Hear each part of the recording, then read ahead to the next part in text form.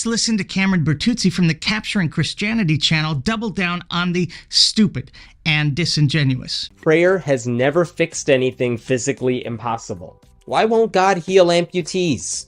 All right, so this one's kind of interesting. So first he says that prayer has never fixed anything physically impossible. And here he's thinking of like a limb growing back. But how does he actually know that prayer has never fixed anything physically impossible? Like, what is the actual argument? Some atheists think that the famous Benson study on intercessory prayer sort of proves that prayer never works, but this is completely false. As Richard Swinburne points out, the people in the study were actually, I'll go ahead and quote him here, praying in order to test a scientific hypothesis, end quote. So in other words, they weren't praying out of genuine compassion. They weren't praying for the right reasons. And he actually goes on to say, quote, "The negative result of the Benson study is entirely predictable on the hypothesis of a loving God who sometimes answers prayers of genuine compassion." Oh, God sometimes answers prayers of genuine compassion. Well, that's what we're wondering about. That's what we're looking for evidence of. Do you have any of that, Cam? We'd love to see those sometimes. So this study actually doesn't prove anything about the efficacy of prayer. Yeah, it does. It proves that when God is tested, especially by scientists, when he's asked to provide some actual evidence of his power, he folds. He can't perform. He's impotent. But how nice of God to punish the people being prayed for because the people praying didn't have the correct motives. I guess he really stuck it to them, right? I mean, what a sweetheart. Second, as Dr. Craig Keener notes in his massive 2-volume work on miracles, restoration accounts of limbs are rare, but they do get reported. Oh, they get reported.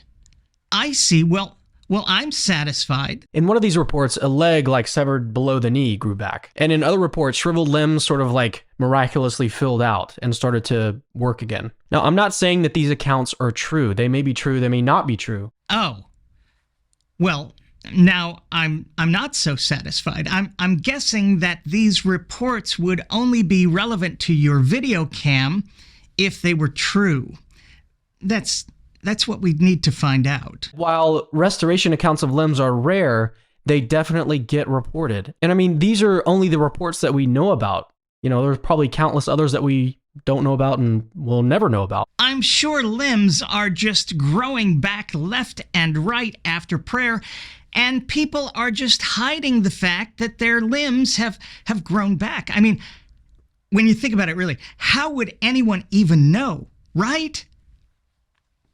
Aside from the fact that they didn't have an arm or a leg yesterday, and now they do. Otherwise, though, it's just really hard to tell when someone has grown back a limb. Everybody knows that. So going back to the original question, how can we trust what him is saying if he hasn't actually refuted any of the existing accounts? Well, Cam, you've kind of answered that question yourself. First, all we have are reports, which may be true, they may not be true. According to you. You're not claiming that any of these reports are verified. All you've said is that there are reports, which, again, may be true, they may not be true. And then you've told us that God has performance issues when people test him. So, of course, he's not going to allow these reports to be scientifically verified, which means Hemet has nothing to refute. Let's all pray to all the gods that Cameron, at some point, will gain the ability to hear himself when he's talking.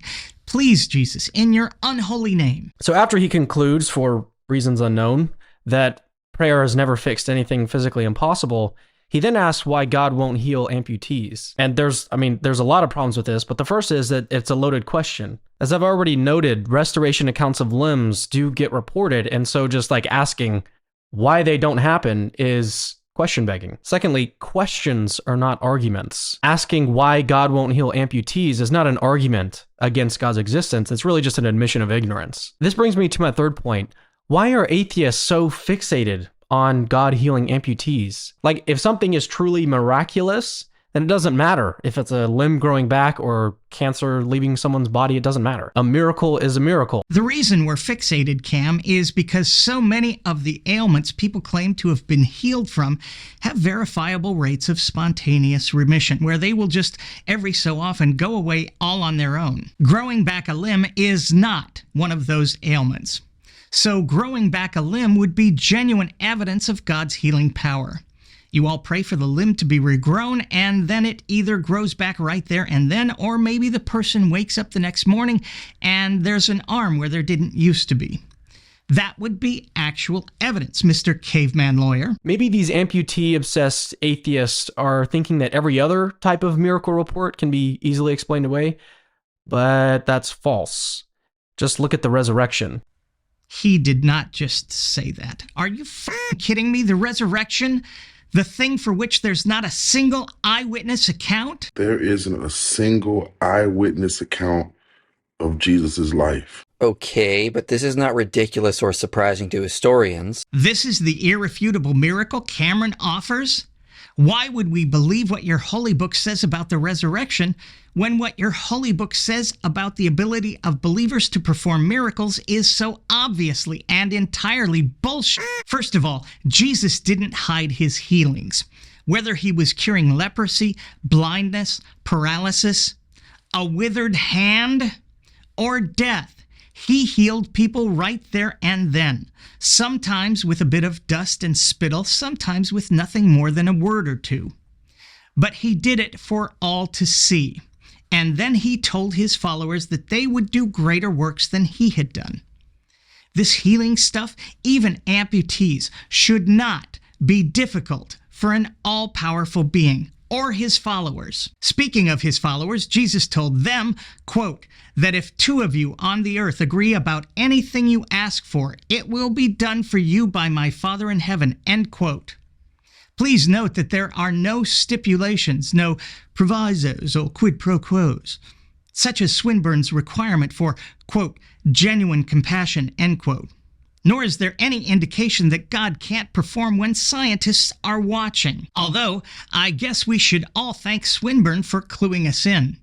Clearly, God can be thwarted not just by chariots of iron, but by scientists as well.